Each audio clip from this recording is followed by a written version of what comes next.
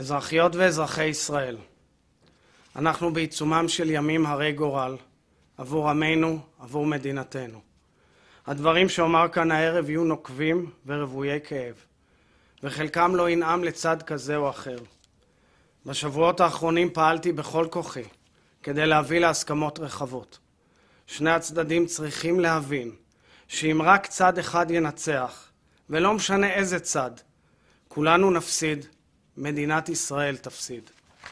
המציאות הישראלית המטלטלת והכואבת הביאה אותי בשבועות האחרונים לנחם משפחות ששכלו את יקיריהן בגל הטרור הנפשע. משפחה אחר משפחה, משלל גווניה של החברה הישראלית, הביטו בי בעיניים דומעות וביקשו ממני בתחינה ובזעקה. לא על עצמם ביקשו ולא על לבלם ביקשו, אלא ביקשו ממני לעשות הכל כדי לעצור את הטירוף, את המחלוקת שמאיימת על כולנו. המשפחות היקרות האלה הצטרפו לקולות של מיליונים מכל צידי המפה הפוליטית, שמבקשים בשבועות האחרונים דבר אחד, לא לצעוד לתוך תהום, להפסיק את אש הקיטוב הנפיצה לפני שהיא תחלה אותנו. אנחנו כבר מזמן לא בוויכוח פוליטי, אלא על סף קריסה חוקתית וחברתית. ולכן, כפי שנהגו נשיאי ישראל בעבר, במקרים קיצוניים כאלה, אני מסרב לעמוד מנגד. אני רואה ושומע את ההפגנות בכל רחבי הארץ. קהל עצום של פטריוטים, שמממשים את זכות המחאה, זכות יסוד בדמוקרטיה, ומחויבים באופן מוחלט לגורל העם והמדינה. אני מרגיש, כולנו מרגישים, שאנחנו נמצאים רגע לפני התנגשות, ואפילו התנגשות אלימה, שחבית הנפץ לפני פיצוץ, ושאנחנו על סף יד איש באחיו. אני מבקש, אני מתחנן, מפני כל אחת ואחד מכם, אחיי ואחיותיי הישראלים, האיומים מבחוץ גדולים דיים, אלימות מכל סוג, ועל אחת כמה וכמה אלימות כנגד משרתי ציבור ונבחריו, היא קו אדום שאל לנו לחצות בשום פנים ואופן. בבחירה בין התפרקות לשותפות, אני בוחר בשותפות. אנחנו בוחרים בשותפות. יש מספר הנחות יסוד שחשוב להתייחס אליהן ביחס לרפורמה שעומדת על הפרק. בית נבחרי העם הוא הכנסת. גם בתוך היחסים המאוזנים והרצויים בין הרשויות, זהו בית הריבון. לממשלה שנבחרת על ידי הכנסת, יש זכות לממש מדיניות. מערכת היחסים בין רשויות השלטון נשענת על איזונים ובלמים שבלעדיהם איש את רעהו חיים בלעו. אבל שינויים יכולים להיות מהלך לגיטימי לחלוטין. רפורמה היא גם בסיס לשינוי מבורך, לצמיחה, להתאמה למציאות. אסור לאף רשות להיות מקובעת. הרשות השופטת חייבת להיות בית למגוון הדעות בחברה הישראלית. העובדה שאין מספיק גיוון, למשל, של שופטים ממוצא מזרחי בבית המשפט העליון, מטרידה אותי שנים רבות. הרפורמה המוצעת לא צצה יש מאין. היא תוצר של מחנה שמרגיש שהתפתח חוסר איזון בין הרשויות, ונחצו בעניין הזה גבולות לאורך השנים. ולא פחות מכך, היא תוצר של כאב ותסכול עמוק, שהגיעו לשיא בהתנתקות מגוש קטיף וצפון השומרון. הכאב הזה של האחים והאחיות שלנו הוא אמיתי, ולדחות אותו ולהתעלם ממנו זו טעות גדולה. ומהצד השני, אני מבקש להדגיש, האחריות להקשיב, לחוש את הכאבים של כלל חלקי העם, ובוודאי כשהם באים לידי ביטוי בחרדות ובחששות העמוקים, מוטלת בראש ובראשונה על מי שאוחזים במוסדות השלטון בעת הזאת. אני סבור כי מכלול חלקי הרפורמה במתכונתה הנוכחית מעלים חשש עמוק מפוטנציאל ההשפעה שלהם לרעה על יסודותיה הדמוקרטיים של מדינת ישראל. מערכת המשפט הישראלית היא תפארת מדינתנו. בית המשפט ושופטי ישראל שומרים על החברה והמדינה, ממש כך, כנגד פשיעה, כנגד התקפות מבחוץ על חיילי צה"ל, כנגד אובדן של יסודות הצדק, החוק והמוסר, וכן, גם כנגד דורסנות כלפי זכויותיו של האדם והאזרח. אנחנו מדינת חוק, ועלינו להודות על כך לרשות השופטת, המקצועית, האחראית, העצמאית והבלתי תלויה שלנו. יש כאן מיליוני אזרחים שלצד יהדות התפוצות ואוהבי ישראל גדולים בעולם כולו, רואים ברפורמה איום ממשי על הדמוקרטיה הישראלית. הם חוששים שהרפורמה במתכונתה הנוכחית מוחקת ועוקרת את כל האיזונים והבלמים, וחרדים כי לא ייוותר מי שיגן על האזרח מפני כוח השלטון. הכאב הזה של האחים והאחיות שלנו הוא אמיתי. לדחות אותו ולהתעלם ממנו זו טעות גדולה. מי שמדמיין הידברות או אפילו הסכמה, בלי להתייחס ולהכיר בכאב של אחיותיו ואחד מהצד השני, פשוט מוכיח שאין לו מושג על מה הוא מדבר. וכבר היה מי שאמר, כמה אוזניים צריך אדם כדי לשמוע אחר שזועק. אני קורא בדאגה את דוחות המודיעין ובהם דיווחים על אויבינו, שצופים בנו בחיכוך ידיים בהנאה, כאומרים תנו להם לעשות את העבודה שלנו. היש תמרור אזהרה גדול מזה? פגשתי בשבועות האחרונים מנהיגים מכל שדרות העם, נבחרי ציבור ומנהיגי קהילות, רבנים, אנשי אקדמיה, רוח וכלכלה ושלטון מקומי, פעילים חברתיים ומובילי דעת קהל. כאלה התומכים ברפורמה באופן מוחלט, וכאלה המתנגדים לה נחרצות.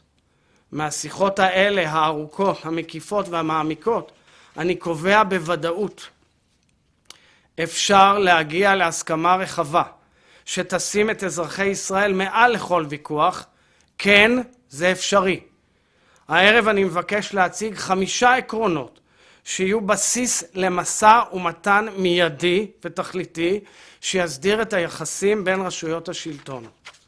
העיקרון הראשון המחייב והיסודי ביותר כתנאי לכל הוא חקיקה של חוק יסוד החקיקה, אשר יסדיר את היחס לחוקים במדינת ישראל, הן לחוקים רגילים והן לחוקי יסוד, ואת מערכת היחסים בין הרשות המחוקקת לזו השופטת, ויביא ליציבות חוקתית. לא עוד חוקי יסוד שצצים כפטריות אחרי הגשם. חוק יסוד ייכנס לספר החוקים ככזה רק לאחר שהכנסת הצביעה בעדו בהסכמה רחבה ובתהליך שיכלול 4 קריאות בתנאים שיסוכמו בהידברות. לא תהיה ביקורת שיפוטית על חוקי יסוד שיחוקקו באופן זה. חוק יסוד החקיקה יעגן גם את סמכותו של בית המשפט העליון להפעיל ביקורת שיפוטית על חוקים שאינם חוקי יסוד, וזאת באמצעות הרכב ורוב שיקבעו בהסכמה. ומנגד, בחוק יסוד החקיקה תיקבע תחולת סמכותו של בית המחוקקים להתגבר על פסק דין שפסל חוק שהכנסת חוקקה, וזאת באמצעות רוב והליך שיקבעו בהידברות ובהסכמה. העיקרון השני נוגע באופן ישיר לעומס השיפוטי. אזרחי ישראל משלמים היום מחיר כבד על הפער העצום בין מדינת ישראל לשאר מדינות העולם המתוקנות, בכל מה שקשור ליחס הכמותי בין שופטים לאזרחים. במדינות ה-OECD מספר השופטים ל-100,000 איש גדול פי 3 ממה שקיים בישראל. ממשלת ישראל, בתיאום עם נשיאת בית המשפט העליון, צריכה לפתור את האתגר העצום הזה וליצור כבר בתקציב הקרוב רפורמה שתצמצם את הפער הזה על ידי תוכנית רב-שנתית. העיקרון השלישי מתייחס לאמון בין מערכת המשפט לאזרחי ישראל. האמון הוא ערך בסיסי ביותר במערכת היחסים בין אזרח לכל רשות שלטונית. בישראל נפתחים מדי שנה למעלה מ-800,000 הליכים משפטיים חדשים, והמערכת איננה עומדת בנטל. זה פוגע ביעילות, באיכות ובאמון של האזרחים במערכת. אני קורא לשר המשפטים ולנשיאת בית המשפט העליון להביא יחדיו לתוכנית שתאושר בהחלטת ממשלה במטרה לסייע למערכת המשפט בהתייעלות שתשים סוף לעינויי הדין ולסחבת הבלתי נסבלת, ובעיקר תגביר את אמון הציבור. אנחנו חייבים את זה לאזרחי ישראל. העיקרון הרביעי מבסס את אופן בחירת השופטים בישראל.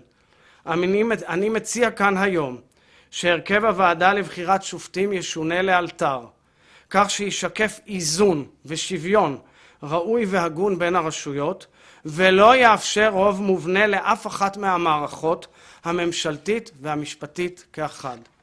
המנגנון לבחירת שופטים צריך להישען על הסכמה ושיתופי פעולה, ולא על סבבים בלתי נגמרים של הכנעות מחד והטלות וטו מאידך. על פי ההצעה, לכל אחת משלוש הרשויות יהיה ייצוג שווה בוועדה, בנוסף לנציגי ציבור, שימונו בתיאום ובהסכמה, ואני מדגיש, תיאום והסכמה, בין שר המשפטים ונשיאת בית המשפט העליון. בתוך נציגי הרשות המחוקקת יהיה נציג אופוזיציה שיבחר על ידי האופוזיציה. אופן בחירת נציגי הציבור, לרבות תנאי הסף שלהם וסוגיית ייצוג עורכי הדין בוועדה, יוסכם בהידברות בין הצדדים. כאמור, לאף אחת מהמערכות לא יהיה רוב מובנה. העיקרון החמישי והאחרון עוסק בעילת הסבירות. אפשרות בלתי מוגבלת לשימוש בעילת הסבירות עלולה להפוך לתשתית לכניסה בלתי מידתית של הרשות השופטת לטריטוריה המובחנת והמיועדת של הרשות המבצעת והרשות המחוקקת. יש מקום לשימוש בעילת הסבירות, שהיום מוגבלת ממילא למקרים של חוסר סבירות קיצוני, תוך תיחום והבחנה של דרג נבחר ודרג ממונה. בהכירי את עמדות הצדדים, אני סבור שהם יכולים וצריכים ליצור הסכמה רחבה גם בנוגע לעילת הסבירות. חמשת העקרונות אותם פירטתי הם ראשית דבר ולא אחריתו. העקרונות שאני מניח כאן הם בסיס להסדר. אני פונה לנציגי רשויות השלטון, יושב ראש ועדת חוקה, חוק ומשפט, שר המשפטים ונשיאת בית המשפט העליון, בבקשה מעומק ליבי לעצור את מחול השדים, פנו להידברות, הנמיכו את החומות, בנו את הגשרים. אפשר וצריך להגיע להסכם תוך זמן קצר על בסיס העקרונות הללו. אפשר להגיע להסכם. בית הנשיא מחויב לנושא לחלוטין. הוא פתוח בכל שעות היממה להידברות שתקדם כל הסדר שיתוף פעולה שתבחרו.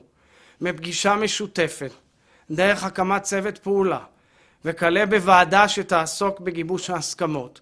כל דרך שתבחרו, כל זמן שתבחרו, ובלבד שנעבור לשיח בונה ומקיים ונזנח את השיח השולל, המזלזל והמבטל. אני פונה ליושב ראש ועדת חוקה, חוק ומשפט של הכנסת ופונה לקואליציה, בבקשה שלא להביא את החוק לקריאה ראשונה ברקע של התנצחות, כיתוב, קונפליקט ומחלוקת שאיננה לשם שמיים, ולשקול את העקרונות שהצעתי כאן היום כבסיס להמשך דיונים בוועדה, קואליציה ואופוזיציה כאחד, עוד לפני הקריאה הראשונה. האתגר הגדול מכולם הוא שמירה על עם ישראל כעם אחד. כאמור, אני מחויב לכך באופן מלא, ואם יידרש, אפשר שאף אבקש להופיע בפני הוועדה בעצמי, באופן תקדימי וחריג, כדי להציג לעומקם את העקרונות המוצעים. אני מוכן לעשות הכל, אני שב ואומר, הכל, כדי שנצלח את המחלוקת הקשה הזו. אזרחיות ואזרחי ישראל, אני מבקש בסיום דבריי להודות לכם, לכל המוני בית ישראל שפנו אליי בשבועות האחרונים, לכל מי שנטלו חלק, הציעו ודחפו. הפסיפס הישראלי המרהיב הוא סוד כוחנו. הגיוון הישראלי מביא איתו מחלוקות. אי אפשר להתכחש לעימותים, לוויכוחים, אבל מאז ומעולם ידענו לתת מקום גדול יותר למה שמחבר אותנו.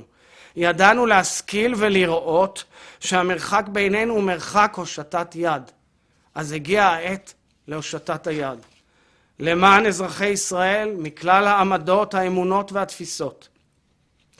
למען שלוש הרשויות ומערכת היחסים ביניהם. למען כוחות הביטחון שמסתכלים עלינו בציפייה דרוכה, שנממש את אחדות ישראל הנצחית שהם פועלים בשמה ובכוחה. למען המשפחות השכולות ולמען מגש הכסף, הקורבנות העיקרים שהקרבנו לאורך השנים.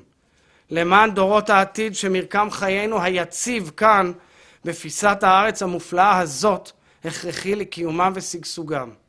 למען העם היושב בציון ולמען תפוצות ישראל, למען יראה העולם כולו, תומכינו ואויבינו כאחד, שהמחלוקת הישראלית היא בסיס להסכמה לאומית, ללכידות איתנה שתעמוד בפני כל אתגר, למען ערכיה של הכרזת העצמאות שהם סלע קיומנו, למען מדינת ישראל היהודית והדמוקרטית, למען מדינת ישראל היהודית והדמוקרטית.